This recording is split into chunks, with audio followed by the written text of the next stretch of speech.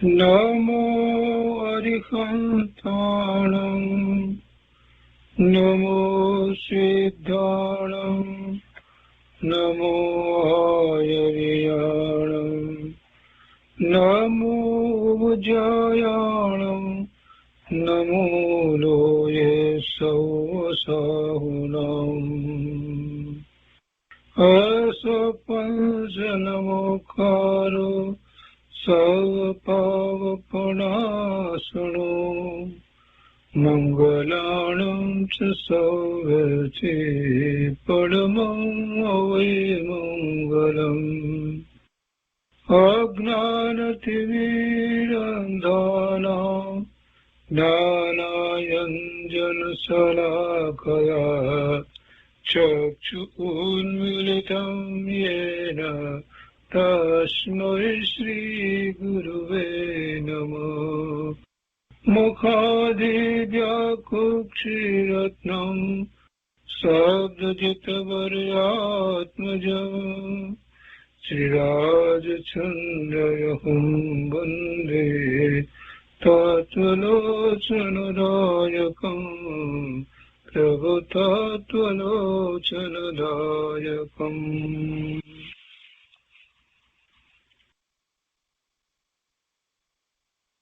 કૃપાળુદેવના વચનામૃતનો સ્વાધ્યાય. એમાં વ્યાખ્યાન સાર 2 નો સ્વાધ્યાય આપણે કરી રહ્યા છીએ. એમાં 18મો વિભાગ, 18મો બોલ, એનો પેટા બોલ 9 ત્યાં સુધી સ્વાધ્યાય પૂરો કર્યો છે. પાના નંબર 778. હવે 18મા બોલનો પેટા બોલ 10. દેવ, ગુરુ, તત્વ અથવા ધર્મ અથવા પરમાર્થને તપાસવાના 3 પ્રકાર છે. પહેલું કશ, બીજું છેદ અને ત્રીજું તાપ. એમ 3 પ્રકારે કસોટી થાય છે.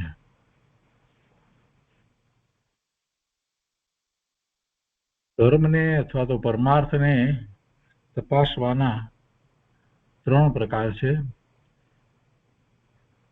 કશ, છેદ અને તાપ. જે ધાતુને, સુવર્ણને તપાસવા માટે થઈ અને જે રીતે હોય છે એ ઉદાહરણ લઈને વાત કરી છે.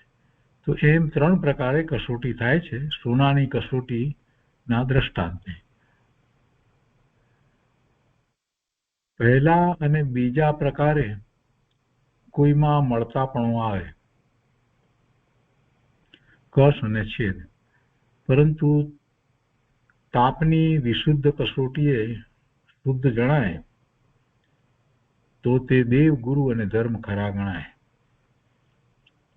સાચા દેવ, ગુરુ અને તત્વ અથવા તો શાસ્ત્ર અથવા તો ધર્મ, તો એ સાચા છે એ કઈ રીતે નક્કી થાય, નિર્ણય કઈ રીતે કરાય? અને એમાં કદાચ આ પહેલી 2 રીત કહીએ, કશ અને છેદ, તો એનાથી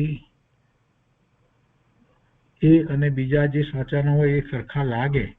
પણ તાપની કસોટી એવી છે કે એમાં તો જે સાચું હોય એ જ પાર ઉતરે. ધાતુમાં પણ એવું છે. સુવર્ણ ને બીજી ધાતુનીમાં જે કશ અને છેદ થી ખબર પડે, પણ તાપ આપો એટલે ખબર પડે કે આ ખરેખર સુવર્ણ છે. એ દ્રષ્ટાંત દ્વારા આ વાતને સમજાવી છે. તો એ દ્વારા દેવ, ગુરુ અને ધર્મ ખરા ગણાય, એનાથી ખ્યાલ આવે. હવે અહીંયા થોડીક વાત લીધી છે બેન.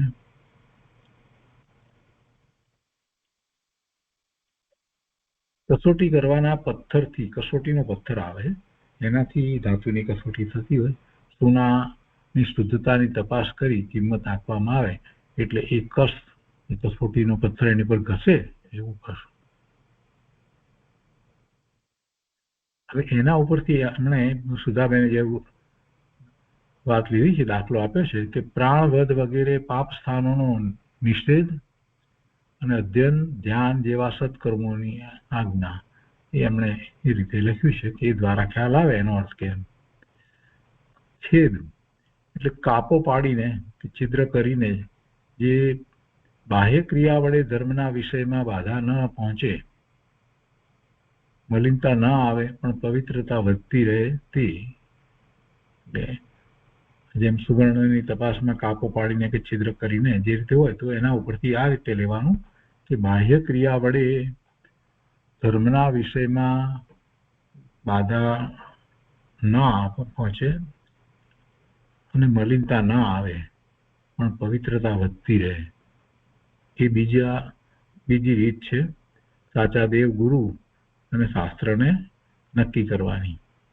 અને ત્રીજી રીત છે તાપ, એટલે ગરમી આપીને તપાવીને ગાળીને સુવર્ણમાં ભેળસેળ જે હોય બી અને એ સાચું છે તો એ તપાવીને ગાળીને ખબર પડે. તો એમાં કહે છે કે જેના વડે પૂર્વના કર્મબંધ છૂટી જાય, નવીન કર્મબંધ ન થાય, એ રીતે જીવ આદિ પદાર્થોનું જેમાં કથન હોય તે સાચું. જેના વડે પૂર્વના કર્મબંધ છૂટી જાય, નવીન કર્મબંધ ન થાય, એ રીતે જીવ આદિ પદાર્થોનું જેમાં કથન હોય તો તે એના ઉપરથી ખબર પડે કે આ સાચા દેવ ગુરુ અને ધર્મ છે. એના દ્વારા આવું વસ્તુ સ્વરૂપ આવા લક્ષણ દેખાય તો એના ઉપરથી આ તાપ પ્રતિવાદ.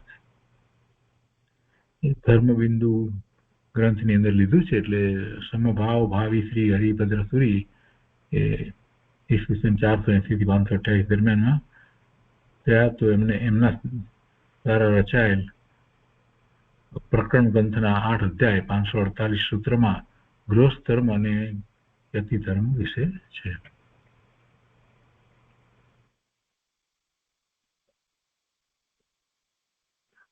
ધર્મ બિંદુ ગ્રંથની અંદર આ વાત આવે છે સોનાના દ્રષ્ટાંતે કરીને, અને એમાંથી આ વાત સુધારીને આ રીતે એનો અર્થ તારવીને લખ્યો છે. એ પછી 11મો પેટાબોલ છે. એમાં કહે છે કે શિષ્યની જે ખામીઓ હોય છે તે જે ઉપદેશકના ધ્યાનમાં આવતી નથી તે ઉપદેશ કરતા ન સમજવો.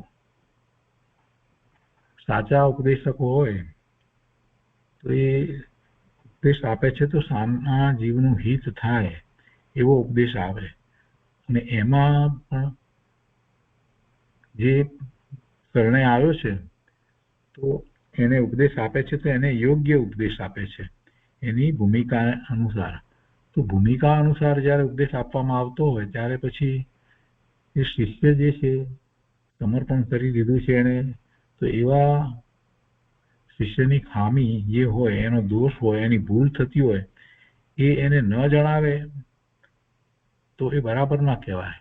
એટલે ઉપદેશકને અહીંયા એમ કહીએ કે ગુરુના સ્થાનમાં છે અને શિષ્ય, તો એ શિષ્યના દોષ ખામી જે છે એ તો એને જણાવવા જોઈએ. એ ન જણાવે અને માત્ર ઉપદેશ આપ્યા કરે તો કહે છે કે એ ઉપદેશ કરતા ન સમજવો. આચાર્યો એવા જોઈએ કે શિષ્યનો અલ્પદોષ પણ જાણી શકે અને તેનો યથા સમયે બોધ પણ આપી શકે કે તારો દોષ છે ને એને તું આ રીતે દૂર કર. એટલે એ દોષની વાત એને જ કહે. સમ્યકના 8 અંગની અંદર એ આવે છે ઉપગુહન, એટલે દોષ જે છે બીજાના એ ખ્યાલમાં આવ્યા હોય એવા મુનિઓને, પોતાની સાથે રહ્યા હોય એવા મુનિના કેવા સાધકોને, તો એ ખ્યાલમાં આવ્યા હોય તો એને બધાની વચ્ચે પ્રસિદ્ધ ન કરે, એને ઢાંકી રાખે, એટલે કે એની વાત કરે નહીં. અને બીજું સ્થિતિકરણ કરે, પેલાને સમજાવે કે ભાઈ તારો આ દોષ થાય છે. જેવા ગુરુભાઈ હોય એને સમજાવે કે તારો આ દોષ થાય છે એ તને ઠીક નહીં, તારી ભૂમિકા પ્રમાણે આ બરાબર નથી થતું. તો એવું ઉપગુહન અને સ્થિતિકરણ એવા બે અંગ સમ્યક દર્શન જેને થયું હોય એને પ્રગટ થાય છે. તો એ રીતે વિચાર કરીએ તો એ તો ચોથા ગુણસ્થાનની ભૂમિકાની વાત થઈ, અને અહીંયા તો આપણે લીધા છે ઉપદેશક, સાચા ઉપદેશક અથવા ગુરુ, એમનું ગુણસ્થાન તો છઠ્ઠું હોય. એ તો છઠ્ઠા સાતમા ગુણસ્થાને હોય ને છઠ્ઠા ગુણસ્થાને હોય, અને એ જ્યારે એમના શિષ્યને ઉપદેશ આપતા હોય અને શિષ્યની ભૂલ થતી હોય, એનો દોષ દેખાતો હોય, તો એને જરૂરથી એ કહે અને એમ ઉપગમન રાખે, બધાની વચ્ચે એની કોઈ ટીકા વગેરે ના કરે, પરંતુ એને કહે અને એને સમજાવે અને એનો દોષ દૂર કરે, એનો બોધ એ રીતે હોય. એટલે જો એ ન કરતા હોય તો એ ઉપદેશ કરતા એ ગુરુ એ સાચા ન કહેવાય. આચાર્યો એવા જોઈએ કે શિષ્યનો અલ્પદોષ પણ જાણી શકે અને તેનો યથાસમય બોધ આપી શકે. એ પછી 12મો પેટાબોલ છે, સમ્યક દ્રષ્ટિ ગ્રહસ્થ એવા હોવા જોઈએ કે જેની પ્રતીતિ દુશ્મનો પણ કરે, જેની પ્રતીતિ દુશ્મનો પણ કરે. સમ્યક દ્રષ્ટિ ગૃહસ્થ, મુનિની વાત નથી, ગૃહસ્થ છે અને સમ્યક દ્રષ્ટિ છે, તો એવા હોવા જોઈએ કે જેની પ્રતીતિ દુશ્મનો પણ કરે, એમ જ્ઞાનીઓએ કહ્યું છે. તાત્પર્ય કે એવા નિષ્કલંક ધર્મ પાળનારા હોવા જોઈએ. કહેવાનું તાત્પર્ય આ છે કે સમ્યક દ્રષ્ટિ તો નિષ્કલંક ધર્મ પાળનારા હોવા જોઈએ, અને એની પ્રતીતિ તો પેલો દુશ્મન હોય તો એને પણ થાય કે ના આ છે તો બરાબર.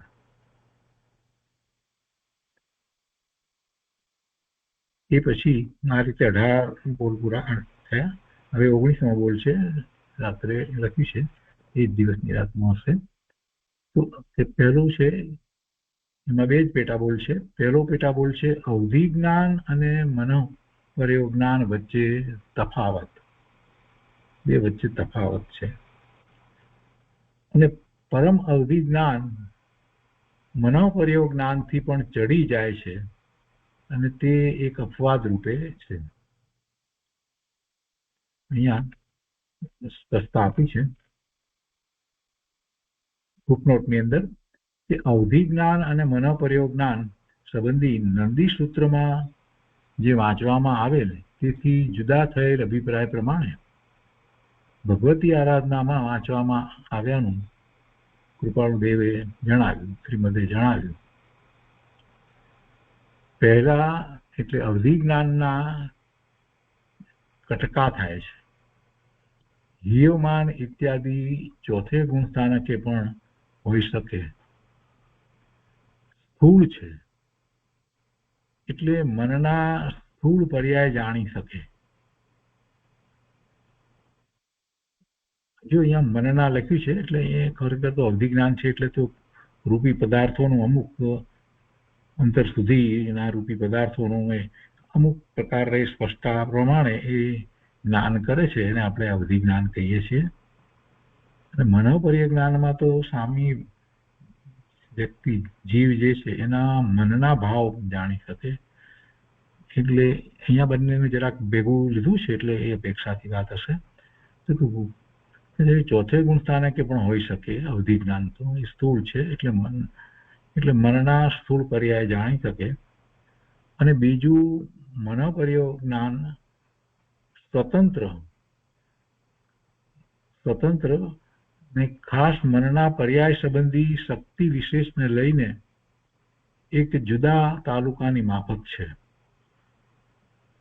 તે અખંડ છે અને અપ્રમતને જ થઈ શકે, એટલે 7મા ગુણસ્થાનની દશાવાળાને જ હોઈ શકે.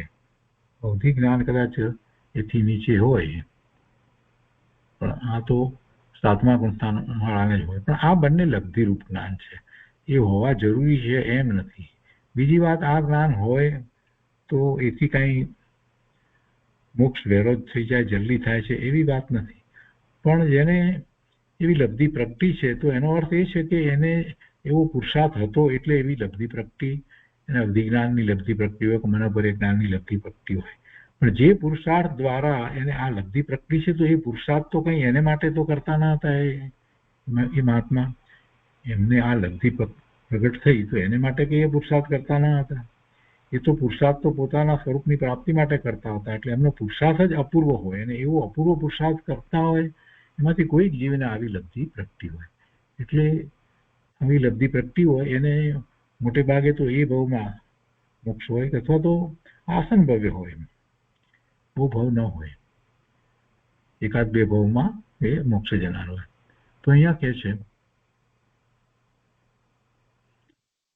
કે તે અખંડ છે મનોપરિજ્ઞાન, અને અપ્રમતને જ થઈ શકે. અપ્રમત એટલે સાતમું ગુણસ્થાન ઇત્યાદિ મુખ્ય તફાવત કહી બતાવ્યો. આ રીતે બંનેમાં તફાવત છે. બીજો બોલ છે અહીંયા, પરમ અવધિ જ્ઞાન મનોપર્યો જ્ઞાનથી પણ ચઢી જાય છે, અને તે એક અપવાદ રૂપે છે.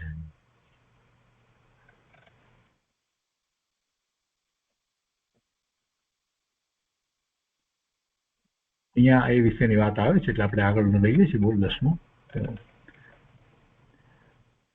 લબ્ધિ ક્ષોભકારી અને ચારિત્રને શિથિલ કરનારી છે. કોઈ પણ લબ્ધિ પ્રગટ થઈ હોય તો એને કારણે માન કસાય પોસાય. જ્ઞાની પુરુષને જ એવી લબ્ધિ પ્રગટ થઈ હોય અને એનું એને લક્ષ્ય પણ ન હોય, એ જાણતા હોય પોતાની લબ્ધિ છે, એનો ઉપયોગ પણ ન કરતા હોય, અને કદાચ કોઈક એવા અનુકંપાને કારણે એવો ઉપયોગ પણ કરે તો પણ એના સંબંધી એમને એમ ન હોય કે અમે કંઈક કરીએ છીએ, અમારાથી એ થાય છે, એવો પણ ભાવ ન હોય, સહજ ભાવ હોય. જો એવું ન હોય તો પછી એ ચારિત્રને શિથિલ કરનારી થાય, પછી એમાં જે રચો પચ્યો રહે. લબ્ધિ ક્ષોભકારી અને ચારિત્રને શિથિલ કરનારી છે. લબ્ધિ આદિ માર્ગેથી પડવાના કારણો છે, તેથી કરી જ્ઞાનીને તેનો તિરસ્કાર હોય છે.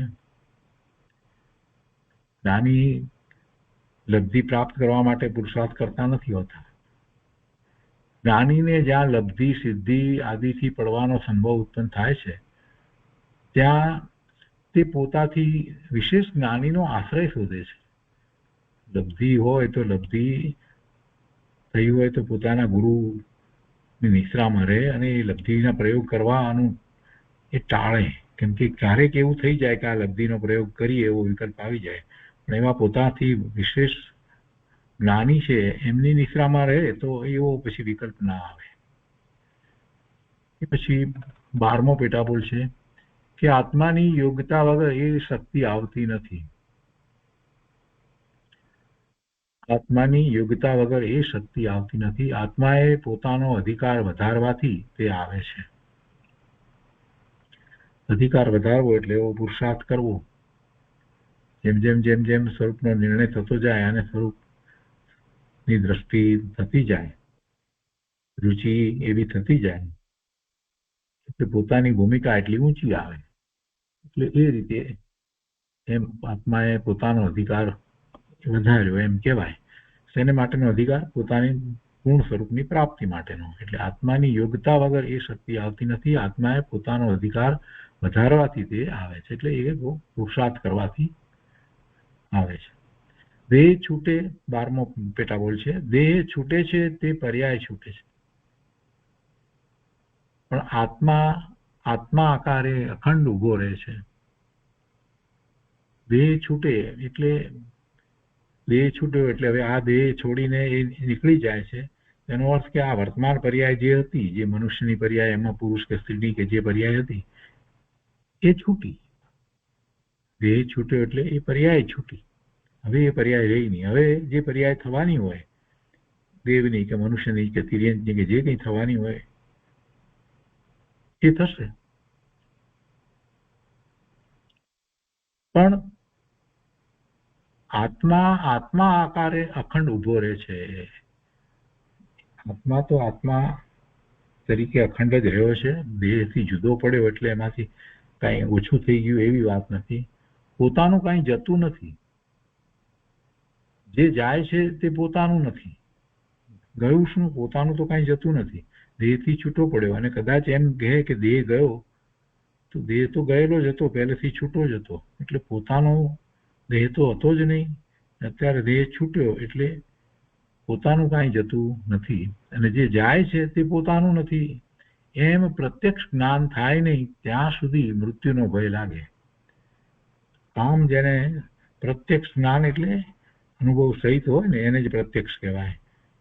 કે આ દેહથી પોતે અનુભવમાં જુદો પડ્યો હોય, સ્વાનુભૂતિ થઈ હોય, તો પછી એને દેહ પોતાનો ક્યારેય કોઈ રીતે લાગતો નથી. ગમે તેવા સંયોગો હોય છતાં પણ એ દેહથી પોતાને ભિન્ન જ સતત ભિન્ન જ અનુભવે છે. એટલે એવું જેને થયું છે એને તો આમ જ છે. એને પછી મૃત્યુનો ભય હોતો નથી. શું થશે કેમ થશે એવી કોઈ વાત નથી. પોતે જે છે તે પોતે જ રહેવાનો છે. પોતે જ્ઞાન આનંદ સ્વભાવી છે તો જ્ઞાન આનંદ સ્વભાવી જ રહેવાનો છે. અહીંથી બીજી ગતિમાં જશે તો ભલે જશે ને ગતિને અનુરૂપ શરીર મળશે તો મળશે, પણ એની દ્રષ્ટિ એ તરફ, જ્ઞાનીની દ્રષ્ટિ એ તરફ હોતી નથી.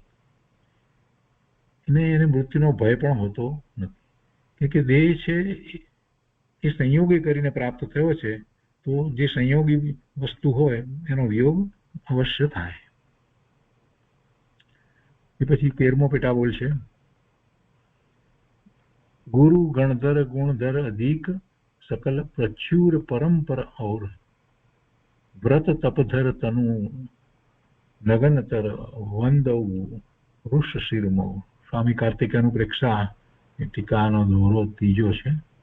એના અહીંયા અર્થ લઈએ એટલે ખ્યાલ આવે આપણને કે ગણધર એટલે ગણના સમુદાયના ધરવાવાળા.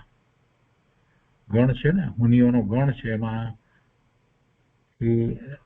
બીજા ઉપાધ્યાય આચાર્ય વગેરે બધા હોય તો એક મોટો સમુદાય છે અને એના જે મુખ્ય તે ગણધર.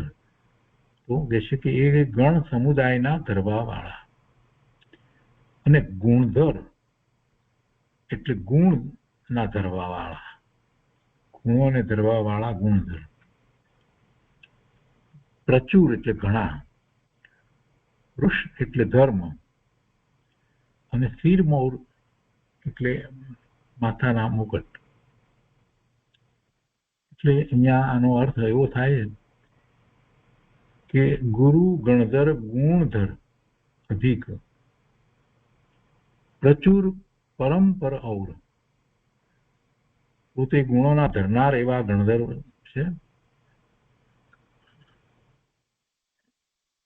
અને વ્રત ને તપના ધરનાર છે, અને તનુ નગ્નતર એટલે નગ્ન દિગંબર છે, એમને વંદે છે. એવા પુરુષ એટલે ધર્મ, એવો ધર્મ જેને, એવા જે ધર્મ સહિત છે એને વંદે છે, એ વંદનીય છે. શિરમૌરના માથાના મુકુટના, એટલે એમને રાજાઓ વગેરે પણ વંદે છે. માથાના મુકુટના થયું એટલે. એ પછી 14મો પેટા બોલ છે, અવઘાડ એટલે મજબૂત, પરમ અવઘાડ એટલે ઉત્કૃષ્ટપણે મજબૂત. પરમ અવઘાડ એટલે ઉત્કૃષ્ટપણે મજબૂત, અવઘાડ એટલે મજબૂત. અને અવગા એટલે એક પરમાણુ પ્રદેશ. અવગા તો આપણે આકાશના પ્રદેશ માટે, જીવના પ્રદેશ વગેરે માટે કેટલી અવગા, અને એ આકાશ અવગાન આપે છે વગેરેમાં આપણે શબ્દ પ્રયોગ કરીએ છીએ. અહીંયા અવઘાડ અને પરમ અવઘાડની વાત પહેલા આવી, તો એ અવઘાડ એટલે મજબૂત અને પરમ અવઘાડ એટલે ઉત્કૃષ્ટપણે મજબૂત. ને અવગા એટલે એક પરમાણુ પ્રદેશ રોકે તે વ્યાપવું. શ્રાવક એટલે જ્ઞાનીના વચનના શ્રોતા, એ શ્રાવક. જ્ઞાનીના વચનના સાચા શ્રોતા, જ્ઞાનીનું વચન શ્રવણ કરનાર. માત્ર શ્રવણ નહીં, શ્રવણ આત્માર્થે કરે છે તે. દર્શન જ્ઞાન વગર ક્રિયા કરતા છતાં, શ્રુત જ્ઞાન વાંચતા છતાં શ્રાવક કે સાધુ હોઈ શકે નહીં. એના પછીની વાત છે પણ સાથે લીધી છે. કોણ સાચા શ્રાવક હોય કે સાચા સાધુ કોણ હોય? ભલે એ બધી ક્રિયા કરે પણ, અને વાંચન પણ કરે શ્રુત જ્ઞાનનું એટલે શાસ્ત્રનું, પણ દર્શન જ્ઞાન વગર, દર્શન જ્ઞાન સમ્યક શ્રદ્ધા અને સમ્યક જ્ઞાન વિના એ જે કંઈ કરે એથી એને કોઈ વિશેષ લાભ થાય નહીં, પુણ્ય બંધાય એથી વિશેષ કોઈ લાભ થાય નહીં. એટલે જ એને સાચા શ્રાવક કે સાચા સાધુ કહેવાય નહીં. સાચા શ્રાવકનું ગુણસ્થાન 5મું હોય, સાધુનું તો 7મું 6મું હોય. તો એ તો સમ્યક દર્શન વિના હોય નહીં. એટલે પછી એ ક્રિયા ભલે કરે પણ ક્રિયા ધર્મની ક્રિયા કરે, અવધાન કરે, બધું હોય, પણ એ બધો સ્વભાવ છે. ઔદૈહિક ભાવે તે શ્રાવક સાધુ કહેવાય. સમ્યક તો નથી, દર્શન જ્ઞાન વગરના.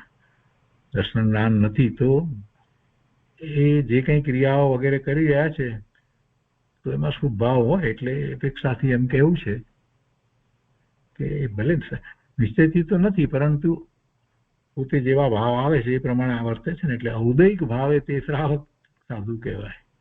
હવે ઔદૈહિક ભાવ પોતે જ ધર્મનો ભાવ નથી, એટલે ઔદૈહિક ભાવે શ્રાવક કે સાધુ કહેવાય એનો અર્થ એ થયો કે એમને શુભ ભાવ છે.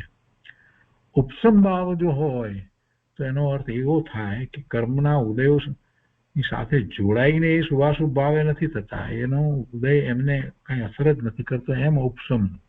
પોતાને એવો ભાવ થયો છે કે સામે કર્મની પ્રકૃતિના ઉદયો જાણે કે છે જ નહીં, એવો ઉપસમ ભાવ એ ધર્મનો ભાવ છે. ક્ષોભ ભાવ ધર્મનો ભાવ છે. કાયિક ભાવ એ ધર્મના ભાવ છે. એ ત્રણ ભાવ ધર્મના ભાવ છે. પણ ઉદય જેવો ઉદય છે તે ઔદૈહિક ભાવે જીવ થાય છે, કર્મનો ઉદય આવે એના ભાવે થાય, અને એવા પુણ્ય પ્રકૃતિના ઉદયો આવ્યા હોય તો શુભ ભાવે થાય. તો એથી કરીને કદાચ એ કંઈક શ્રાવક કે સાધુ કહેવાય તો એ કંઈક સાચા શ્રાવક કે સાચા સાધુ કહેવાતા નથી, એટલે પરમાર્થી નથી. સમ્યક દર્શન જ્ઞાન વગર એ હોય નહીં. આગળ કહે છે કે પારિણામિક ભાવે કહેવાય નહીં. ઔદૈહિક ભાવે તે શ્રાવક સાધુ કહેવાય, પારિણામિક ભાવે કહેવાય નહીં. એટલે પરિણામ અપેક્ષાએ અહીંયા પારિણામિક ભાવે કહેવાય નહીં એટલે કહેવાનો અર્થ એવો છે પરિણામ અપેક્ષાએ. આગળ એવો અર્થ અહીંયા ક્યાંક વ્યાખ્યામાં કરેલો છે. હવે સ્થવિર એટલે સ્થિર, જામેલ. સ્થવિર પહેલા પણ એ શબ્દ આવ્યો, અને સ્થવિર માટે કહે છે કે 15મા બોલમાં કહે છે કે સ્થવિર કલ્પ એટલે જે સાધુ વૃદ્ધ થયેલ છે. સ્થવિર એટલે જ્યાં સ્થિર થઈને રહેતા હોય એટલા માટે. સ્થવિર કલ્પ જે સાધુ વૃદ્ધ થયેલ છે તેઓને શાસ્ત્ર મર્યાદાએ વર્તવાનો એટલે ચાલવાનો જ્ઞાનીઓએ મુકરર કરેલો, બાંધેલો, નક્કી કરેલો માર્ગ, નિયમ. બહુ વૃદ્ધ થયા હોય તો એમને માટે શાસ્ત્રમાં જે એમના જે દિનચર્યા જે રીતે સામાન્ય રીતે જે હોય સમાચારી, તો એમાં સમાચારીમાં વૃદ્ધ સાધુ માટે કંઈક વિશેષ બીજી વાત હોય છે. પણ છતાં એમાં એમ તો નથી હોતું કે જેથી કરીને એમને કોઈ પ્રકારે સૂક્ષ્મ હિંસા થઈ જાય, એવું કંઈ છૂટ એવી નથી હોતી. તો કે છે કે તેઓને શાસ્ત્ર મર્યાદાએ વર્તવાનો, ચાલવાનો જ્ઞાનીઓએ મુકરર કરેલો, બાંધેલો, નક્કી કરેલો માર્ગ એને સ્થવિર કલ્પ કહે છે. એવો નિયમ જેને સ્થવિર કલ્પ કહે છે. અને જીન કલ્પ 16મા પેટાબોલમાં કહે છે કે એકાકી વિચરનારા સાધુઓને માટે કલ્પેલો અર્થાત બાંધેલો, મુકરર કરેલો જીન માર્ગ અથવા એ નિયમ એ જીન કલ્પ. વૃદ્ધ સાધુ માટે સ્થવિર કલ્પ છે અને એકાકી વિચરનાર માટે જીન કલ્પ છે. એટલે એના એ પ્રમાણે આચરણ કરવાના એના નિયમ હોય. કેમ કે સાધુ એકલો જો પ્રવર્તન કરે એટલે કે એ બીજા સાધુની સાથે કે એના ગુરુની સાથે કે ન રહે, અને તો ક્યારેક એને દોષ થતા હોય તો એની પણ કંઈ ખબર પડે નહીં. કોઈક અપેક્ષાએ ક્યારેક કોઈક સ્વચ્છંદે પણ એનું પરિણમન થઈ જાય, એટલે કોઈ પણ દોષ ઉત્પન્ન થવાની શક્યતા રહે. એટલે સામાન્ય રીતે ગુરુ કોઈ પણ શિષ્યને એકલા વિહાર કરવાનો, એકલ વિહારી ફરવાનો, બધે જવાનો એવી આજ્ઞા આપતા નથી. બધા સાથે સમૂહમાં રહે છે. અને એવું થાય તો જ પ્રાયશ્ચિત થઈ શકે, સ્થિતિકરણ થઈ શકે, એ બધું થાય ને. એટલા માટે એકાકી વિચરવાની ના પાડવામાં આવે. પણ છતાંય એકાકી જે વિચરે તો એને માટેના પણ એવા નિયમ છે કે કોણ વિચરી શકે અને એમને કઈ રીતે આરાધના કરવી જોઈએ, એમના નિત્યક્રમમાં કેવી રીતે હોય, એ એના નિયમ છે. તો એ રીતે આ અહીંયા 20મો બોલ થયો. હવે 21મા બોલમાં અહીંયા કહે છે, મોરબી અષાઢ વદ 8મ ગુરુવાર સંવત 1956. એમાં કહે છે કે સર્વ ધર્મ કરતા જૈન ધર્મ ઉત્કૃષ્ટ દયા પ્રણીત છે. દયાનું સ્થાપન જેવું તેમાં કરવામાં આવ્યું છે તેવું બીજા કોઈમાં નથી. હમણાં થોડા વખત પહેલા ઇન્ડિયા આવ્યો ત્યારે સામાન્ય વાત થતી હતી કે જૈન દર્શન જેવી વાત બીજે નથી એમ કરીને.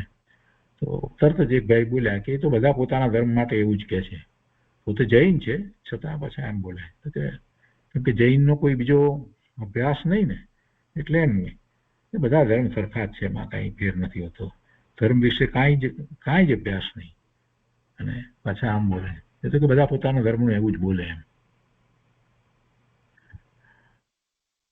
ઘણી વાર એમ થાય કે અભ્યાસ વિના વ્યક્તિ આ રીતે કઈ રીતે બોલી શકે. અહીંયા કહે છે કે સર્વ ધર્મ કરતા જૈન ધર્મ ઉત્કૃષ્ટ દયાપ્રણિત છે. ઉત્કૃષ્ટ દયાપ્રણિત છે. એમાં દયા જે છે તે ઉત્કૃષ્ટ પ્રકારની છે. બીજા ધર્મની અંદર પણ દયાની વાત તો છે, પણ જૈન ધર્મમાં જે દયાની વાત જે છે એવી વાત બીજે ક્યાંય નથી. દયાનું સ્થાપન જેવું તેમાં કરવામાં આવ્યું છે તેવું બીજા કોઈમાં નથી. હવે અહીંયા તો વ્યવહારની વાત લીધી છે એટલે કે છે કે માર એ શબ્દ જ મારી નાખવાની સજ્જડ છાપ તીર્થંકરોએ આત્મામાં મારી છે. માર એ શબ્દ જ નહીં, એને જ મારી નાખ્યો છે, કોઈને મારવાનો ભાવ જ નહીં. એટલે કે છે કે માર એ શબ્દ જ મારી નાખવાની સજ્જડ છાપ તીર્થંકરોએ આત્મામાં મારી છે. અને કહે છે કે એ જગોએ ઉપદેશના વચનો પણ આત્મામાં સર્વોત્કૃષ્ટ અસર કરે છે.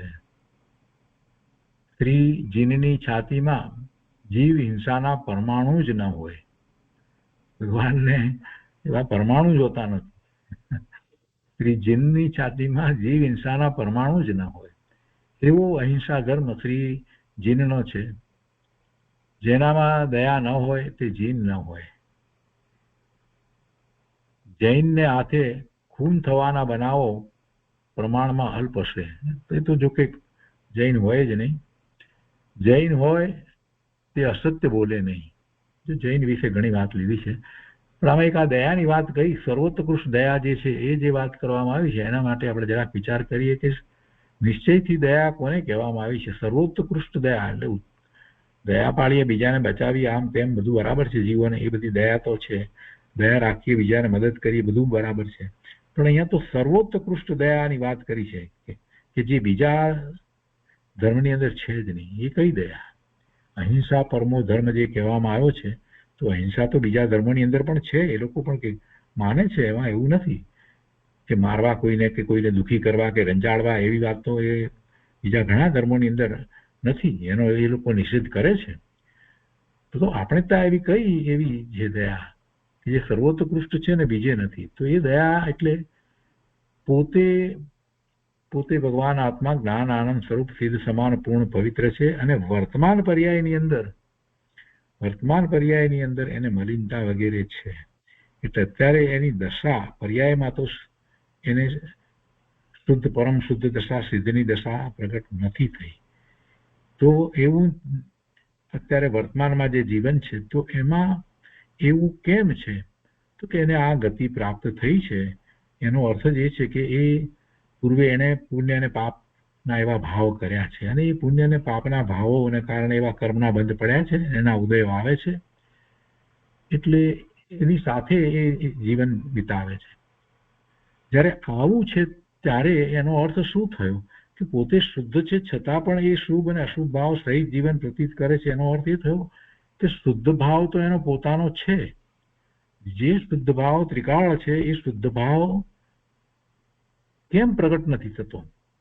શુદ્ધ ભાવનો ઘાત કેમ થાય છે? તો એ શુદ્ધ ભાવનો જે ઘાત થાય છે એટલે સ્વભાવ ભાવનો જે ઘાત થાય છે, સ્વભાવ ભાવનું અણાવું થાય છે, જે સ્વભાવ ભાવની પ્રગટતા નથી થતી, એ મોટામાં મોટી હિંસા છે. પોતાના સ્વભાવ ભાવનો ઘાત થવો, ઘાતી કર્મ તો એમાં નિમિત્ત કારણ છે, 4 ઘાતી કર્મો છે એ એનું નિમિત્ત કારણ છે.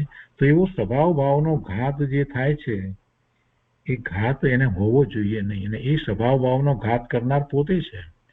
નિમિત્ત તરીકે ઘાતી કર્મો ભલે રહ્યા પણ એ કરે છે કોણ? પોતે કરે છે. તો એ જે સ્વભાવ ભાવનો પણ ઘાત ન થાય એવી અહિંસા, એવી દયા, એવા સ્વભાવ ભાવનો પણ ઘાત ન થાય એવી દયા, પોતાની દયા, પોતાના આત્માની દયા, આવી સર્વોત્કૃષ્ટ દયાની વાત, આવા સર્વોત્કૃષ્ટ અહિંસા પરમો ધર્મની વાત જૈન દર્શન સિવાય બીજે ક્યાંય છે નહીં. તો એ વાત આપણે લીધી અહીંયા. તો અહિંસા ધર્મ શ્રી જીનનો છે ને એ વાત આવી કે જેનામાં દયા ન હોય તે જીન ન હોય. વળી બીજી પણ વાત એક લીધી કે જૈન હોય તે અસત્ય બોલે નહીં. એ પછીથી બીજા પેટાબોલમાં આગળ કહે છે કે જૈન સિવાય બીજા ધર્મોને મુકાબલે અહિંસામાં બૌદ્ધ પણ ચડી જાય છે. જો જૈન સિવાય, જૈન તો સર્વોત્કૃષ્ટ દયા ધર્મની વાત આવી ગઈ, અહિંસાની વાત સર્વોત્કૃષ્ટ છે જ, પણ બીજા ધર્મોમાં સરખામણીમાં જો કોઈ આગળ હોય તો બૌદ્ધ છે, એમાં બૌદ્ધ છે. અને એનું કારણ અહીંયા સમજાવે છે કે બ્રાહ્મણોની એ પણ અહિંસા તો છે, એમને પણ દયા છે, બધું છે, પણ તો પણ કહે છે કે બ્રાહ્મણોની યજ્ઞ આદિ હિંસક ક્રિયાનો નાશ પણ શ્રીજીને અને બુદ્ધે કર્યો છે. એવી એમાં હિંસા થાય છે.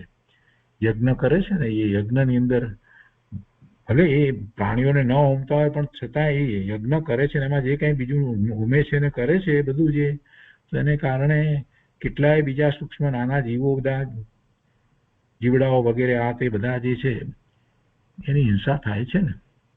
એટલે એ યજ્ઞ વગેરે હોય નહીં, એનો નિષેધ કરવામાં આવે છે.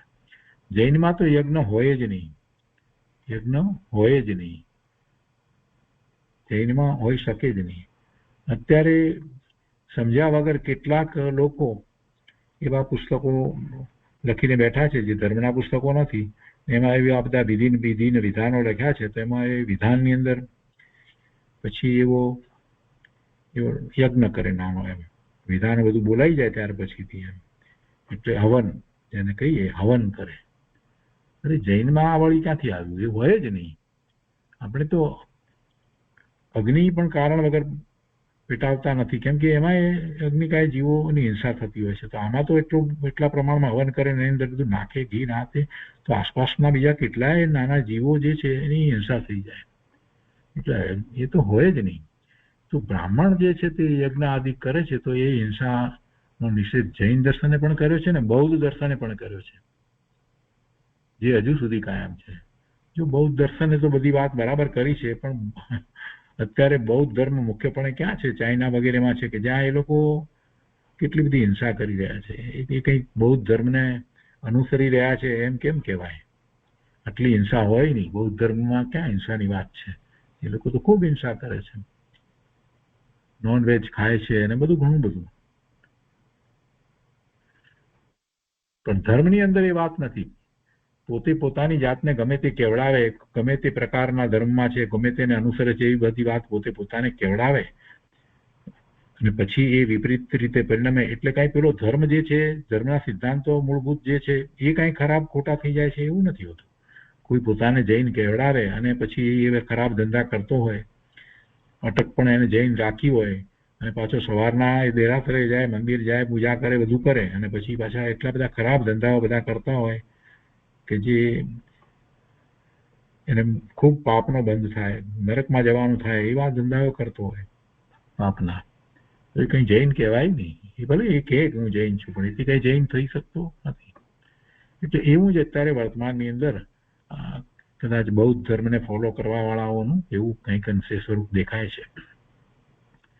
એ પછી ત્રીજા પેટાબોલમાં કહે છે કે બ્રાહ્મણો યજ્ઞ આદિ હિંસક ધર્મવાળા હોવાથી શ્રીજીને તથા બુદ્ધે સખત શબ્દો વાપરી ધિક્કાર્યા છે તે યથાર્થ છે. તે યથાર્થ છે.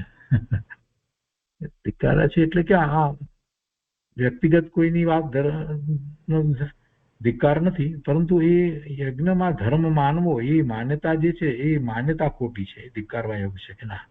જેમાં હિંસા થાય એ વળી ધર્મ ક્યાંથી હોય? માન્યતાનો ધિક્કાર સમજવાનો, વ્યક્તિની કોઈની વાત નથી.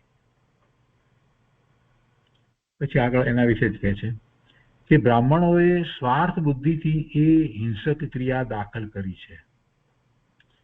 શ્રીજીને તેમજ શ્રી બુદ્ધે જાતે વૈભવ ત્યાગ કરેલો હોવાથી તેઓએ નિસ્વાર્થ બુદ્ધિએ દયા ધર્મનો ઉપદેશ કરી હિંસક ક્રિયાનો વિચ્છેદ કર્યો.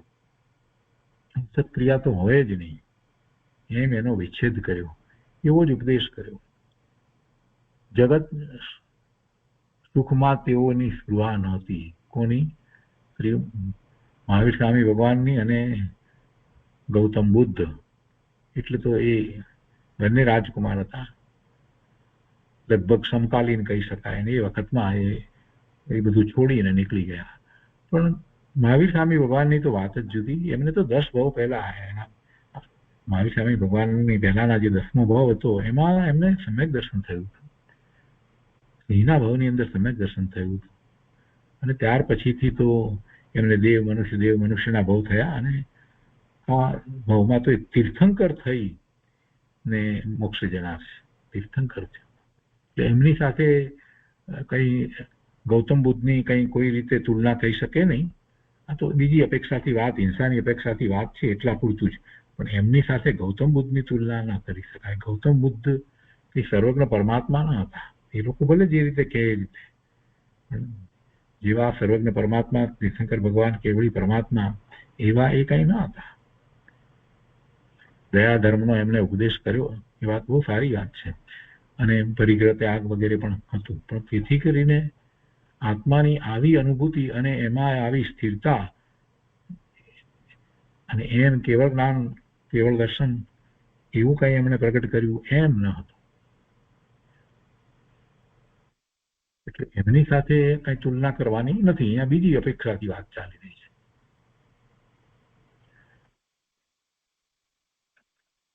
આગળ 5મા પેટાગોળમાં કહે છે કે હિન્દુસ્તાનના લોકો એક વખત એક વિદ્યાનો અભ્યાસ એવી રીતે છોડી દે છે કે ફરીને તે ગ્રહણ કરતા તેઓને કંટાળો આવે છે. કૃપાળુદેવના વખતની અંદર હિન્દુસ્તાન કહેવાતું હતું ને, તો અહીંયા લોકો એક વિદ્યાનો અભ્યાસ એવી રીતે છોડી દે છે કે ફરી તે ગ્રહણ કરતા તેઓને કંટાળો આવે છે. યુરોપિયન પ્રજામાં તેથી ઉલટું છે. તેઓ તદ્દન છોડી દેતા નથી, પણ ચાલુ જ રાખે છે. પ્રવૃત્તિના કારણને લઈને વધતો ઓછો અભ્યાસ થઈ શકે એ વાત જુદી એમ નથી, પણ છતાંય કંઈક ચાલુ રાખે છે. આપણે અહીંયા બધા છોડી દે છે. એક આ તો અવલોકન છે એ વખતમાં એની વાત લીધી છે. તો આજનો સ્વાધ્યાય આપણે અહીંયા સુધી રાખીએ છીએ, આ 21મા બોલ સુધી.